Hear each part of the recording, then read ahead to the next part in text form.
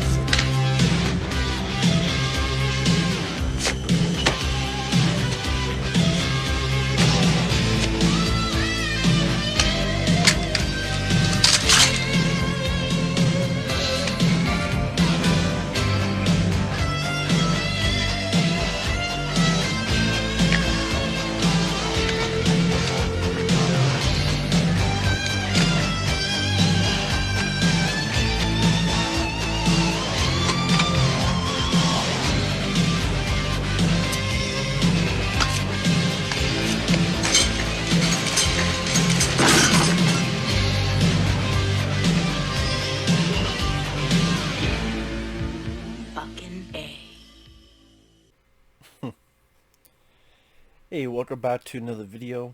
This is another paid request, this time from Brooklyn.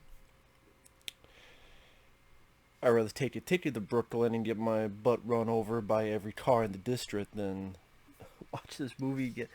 Brooklyn sent in a request. They wanted me to review and watch this film called Fever Lake. And if anyone's interested in requesting pretty much any type of video, pretty much any type, whether it be review, re-review, whether it be a topic, reaction, whatever, feel free to send it either directly to my PayPal or join my Patreon. Both links are down below in the info box. And this is for a very dull, uninspired, boring, poorly edited. The characters look like they're dressed out of a fucking 80s Sears catalog. Remember Sears, or one of the, like a shitty fucking catalog that you would sift through in the fucking back in the day, before the internet, before computers. Goddamn Sears catalog. Music that is poorly overdramatic. Actors wasted. I mean, you got Corey Haim. I like Corey Haim. I miss Corey Haim. This is easily one of the worst films he has been in. One of the worst films he was in. He can't do anything to save it. Mario Lopez, yes, AC Slater from Saved by the Bell, he's in this as one of the friends of Corey Haim's character. Bo Hopkins, who I've seen, and he was in this film called Mutant in the 80s with Wayne Hauser. He was in From Dusk Till Dawn 2. He's popped up quite a few times throughout the years. He's here as a sheriff. You have this one guy who's like the whitest Native American I've ever seen in a fucking movie. I'm more Native American looking than this guy. Maybe in real life he's Native American, but I'm just saying he looks like the whitest Native American. Again, he looks as much Native American as I do Jamaican. And the plot of the film, it begins with a guy think he's fucking Jack Torrance chopping through a door, kills his wife off. There you go. Speaking of fevers, this boy would give me a fucking fever before I'm done with it. This gets a 2 point something on IMDb. No shit. I can see why. Like 2.6 on IMDb. It deserves it. Just there's nothing good to offer. You get, after the opening where the dad kills the mom, the little kid sees it, and he's hiding in the attic, and the dad, who looks like if Stephen King had no glasses and he took a bunch of steroids. Like a steroided up, roid raging, non-glasses wearing Stephen King. And then him and the kid look at each other and they both glow green eyes. I know it's not fucking Big Trouble in Little China. They just glowed green eyes because we have the curse, boy. Can't escape it. And then, okay, are they cursed or is the place cursed? Because the Native American laity is talking about how there's a spirit in the lake. There's a spirit in the lake. So the spirit in the lake, the lady in the lake, whoever the fuck, I guess cursed this family. And then the movie thinks we're so stupid because the next shot is Corey Haim on a track. And we're not supposed to put two and two together that, oh, the little kid grew up to be Corey Haim.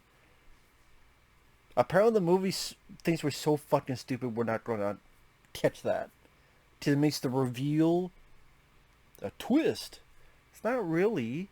Again, you see the kid who saw his death of his mom, glowing green eyes. The next shot is Corey Haim on a track at school. I mean, yeah, okay, that's the kid growing up. And then there's a piece of dialogue going, oh yeah, he was an orphan. Gee, I fucking wonder what that means. So like I said, he's got a couple friends, Mario fucking Lopez, which he didn't do a lot of movies. He mainly did, like I said, Saved by the Bell, then he went on to host a bunch of TV shows and E! Entertainment and all that stuff. There's a moment where there's a girl scared because there's a tarantula on her. They grab it. They kill it. I'm like, you didn't have to fucking kill it. I don't think they killed it in real life. I just meant in the movie. You know, it's not doing anything. It's going slow as hell. You let it out. I guess to...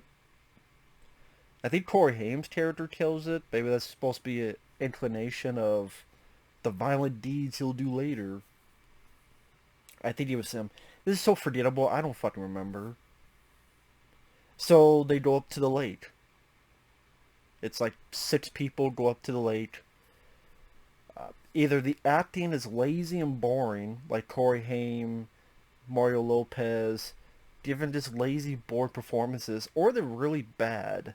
Like there's this lady who's a novelist, she can't act her way out of a fucking school play.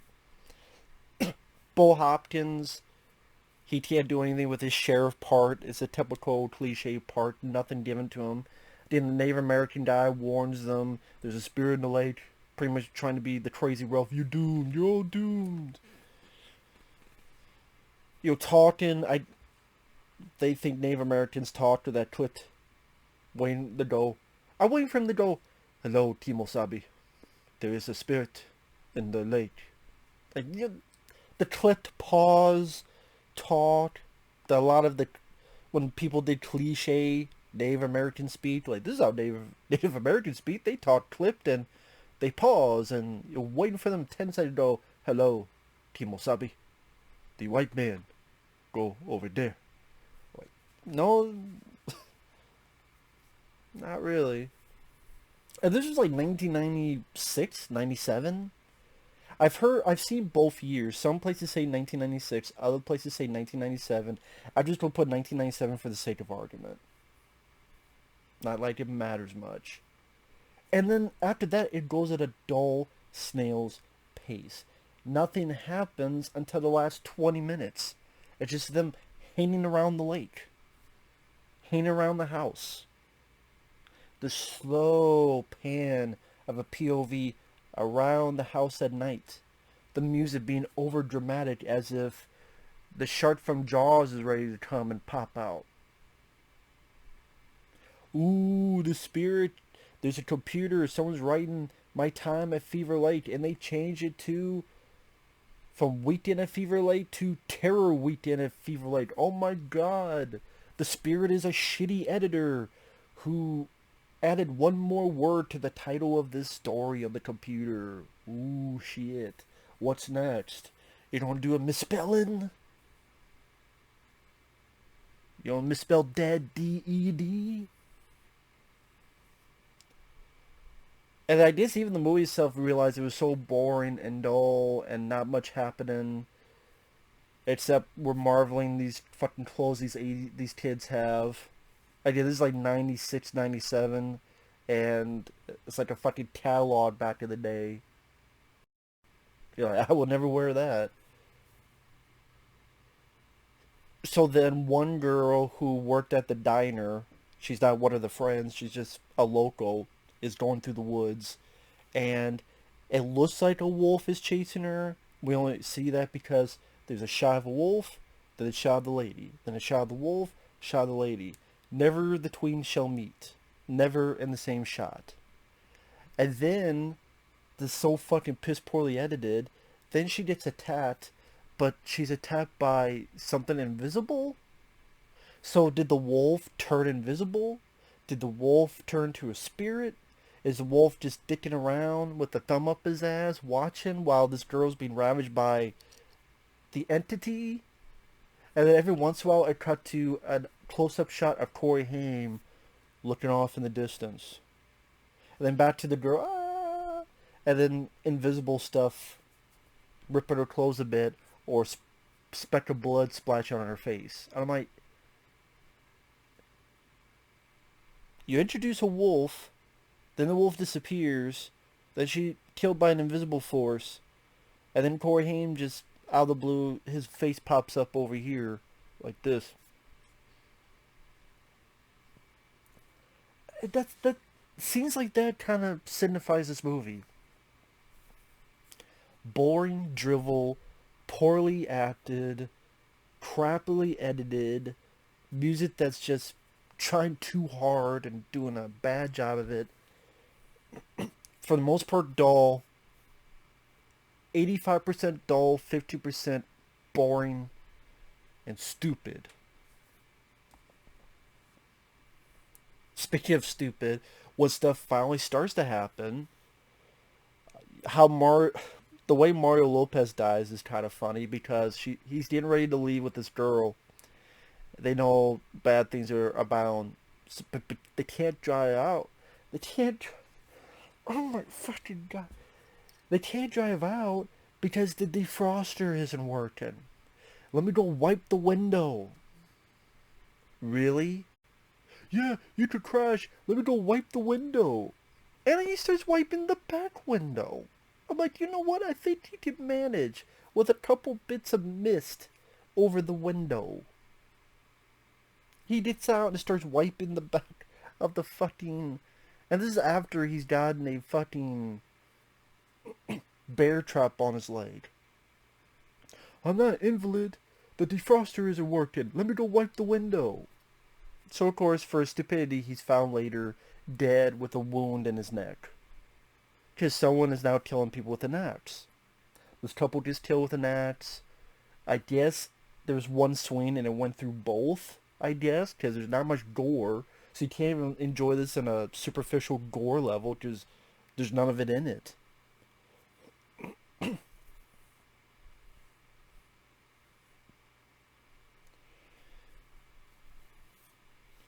And then the girl in the car, in the vehicle, she gets killed off screen. And then Corey Haim, oh, he's got the green eyes. He's I think it's the novelist lady. But now she's evil. So either she's possessed or I didn't know. We're led to assume I guess she never existed. She was the evil spirit all along, fucking with Corey Haim.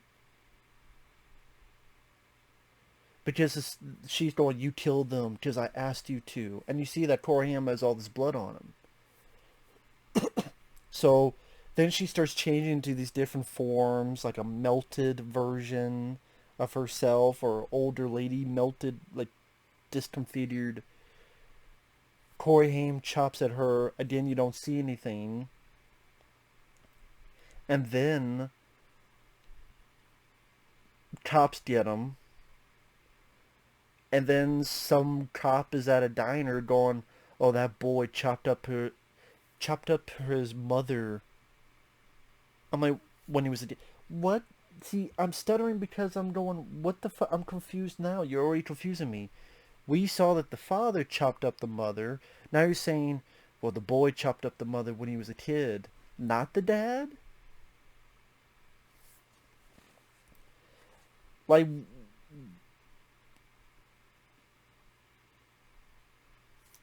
The cop never mentions the dad. He says the boy chopped up his mother.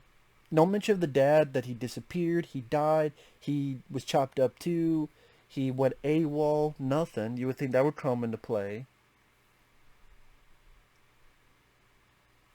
I didn't understand that at all. The sheriff, he must know something's up because he tries to burn the place, but it won't burn. And the Native American did nothing. He was completely useless. He stood around, he watched. He told Bo Hopkins, it will not burn. So it doesn't burn. And then the Native American walks away and you hear his voice go, the evil is finally at rest. Until another day. At rest for... You didn't do shit. You didn't do anything. You were completely fucking useless. Why is the evil finally at rest? How? The fuck you talking about? Then it cuts to a shot of Corey Haim. Thankfully he got his glasses back. Thankfully he has no blood on him, so maybe the cops were nice enough to clean him off and give him back his glasses. He's in the back of, I guess, a police car. He turns, looks out the window, then the movie's over. So once have a confusing ending on top of this boring, dull bullshit with all this crap. I don't know what else to say without repeating myself. I like Corey Haim. Really like him in this film here. Wish these films had a Blu-ray. Both of them. I like both of these. Wish they had a Blu-ray. Instead, you have this out-of-print DVD that costs you an arm and a leg to get it. And even if you did, it's just 2 movies on 1 disc and they're VHS full-frame crappy quality. That would be nice. But yeah, Fever Lake. You best get a fucking fever. At least that'd be more intense. More suspenseful than this. Fuck, I mean, I probably would say this is the worst Corey Haim film I've seen. Can't think of a worse one. I mean, that crappy film he did, Blown Away, is even better than this. Which is more like a shitty softcore porn. That's still better than this movie. So, yeah, whatever. We'll see you guys later. Bye-bye.